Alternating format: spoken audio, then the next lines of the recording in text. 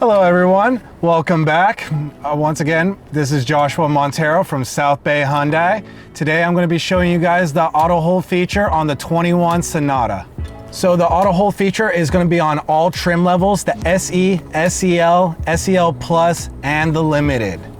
Okay everyone, so the way the auto hold feature works is literally you just push a little button, then you'll see the word auto hold in the gauge cluster in green writing. Once it's in green writing, that means you could literally take your foot off the brake, sit there and relax in traffic. And if you ever want to move, just put your foot on the gas, then the car will move forward. And then once you come to a complete stop, the auto hold will take into action once the writing is back into green.